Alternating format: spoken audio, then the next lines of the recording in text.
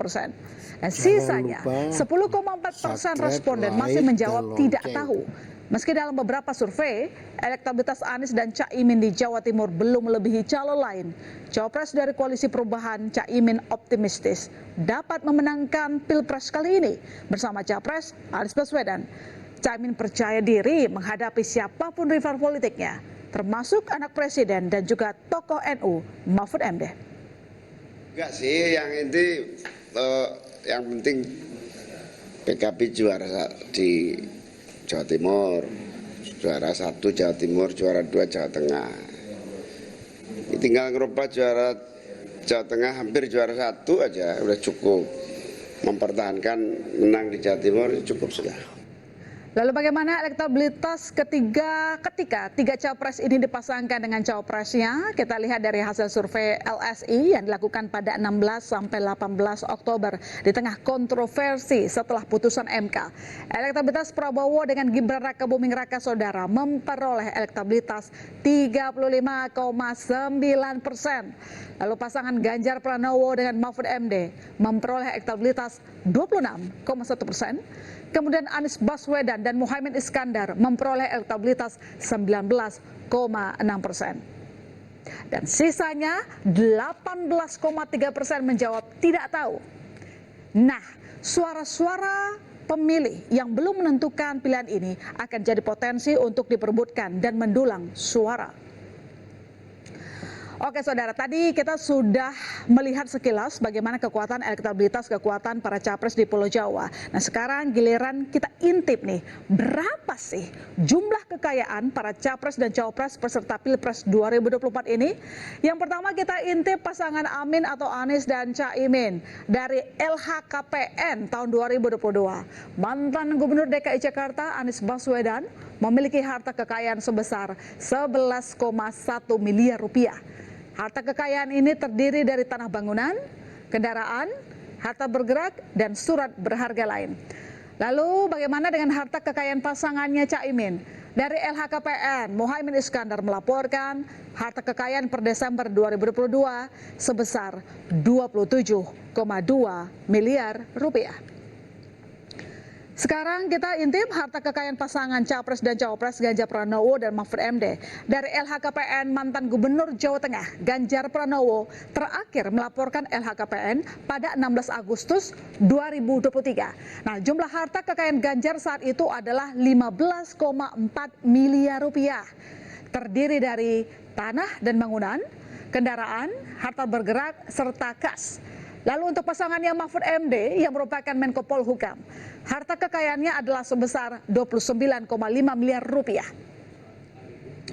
Dan dalam laporan harta kekayaan penyelenggara negara atau LHKPN di KPK, bakal calon Presiden Prabowo Subianto merupakan calon presiden dengan harta terbanyak yang dilaporkan dibandingkan dengan kandidat dua capres sebelumnya, Anies dan juga Ganjar.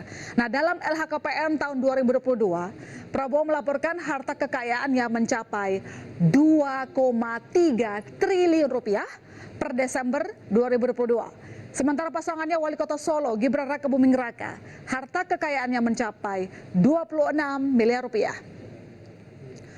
Ketika tiga pasang capres dan cawapres bersaing ketat merebut suara masyarakat, strategi lawan adu gagasan dan visi misi sudah disiapkan untuk jadi senjata pemungkas biar bisa menang di Pilpres 2024. Pasangan Anies dan Caimin yang sudah lebih dahulu deklarasi, Anies dan Caimin mengusung misi membawa gagasan perubahan untuk Indonesia.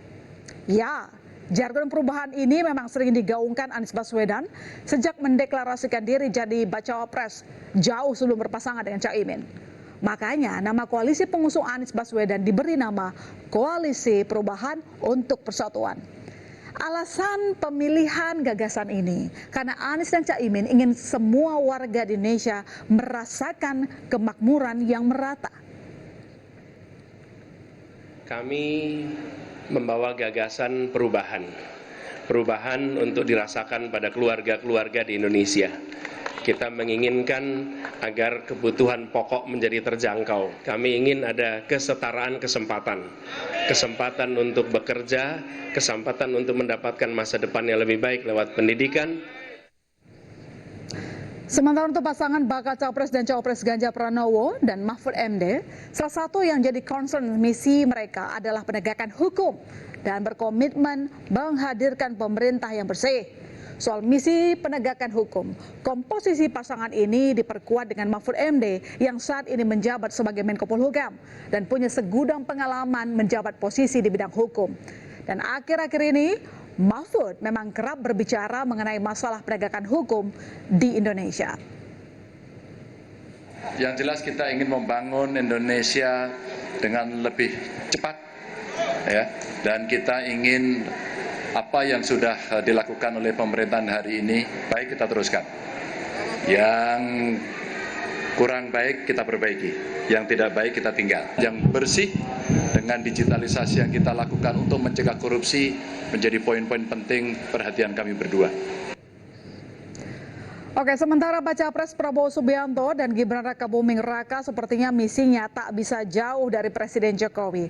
Kalau dulu Prabowo sebelum menggandeng Gibran kerap mengatakan akan melanjutkan program Jokowi, hal ini sepertinya senada dengan Baca Pres Gibran Rakabuming Raka yang menyampaikan akan melanjutkan dan menyempurnakan program-program yang sudah ada di pemerintahan ayahnya Joko Widodo. Tapi meski begitu, pasangan Prabowo dan Gibran menggagas sejumlah program, di antaranya dana abadi pesantren, kredit startup milenial, dan kartu anak sehat untuk pencegahan stunting.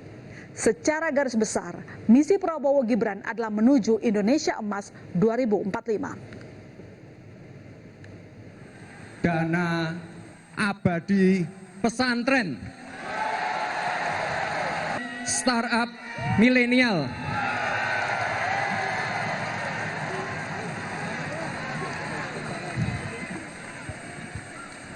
ini untuk bisnis para milenial yang berbasis inovasi.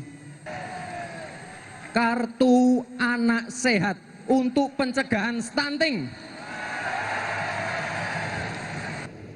Ya, Pulau Jawa bakal menjadi medan pertarungan sengit di Pilpres 2024. Masing-masing capres dan tim pemenangan sudah memetahkan lumbung suara mereka di Jawa. Tinggal atur strategi untuk mempertahankan dan memperebutkan tiap lumbung suara.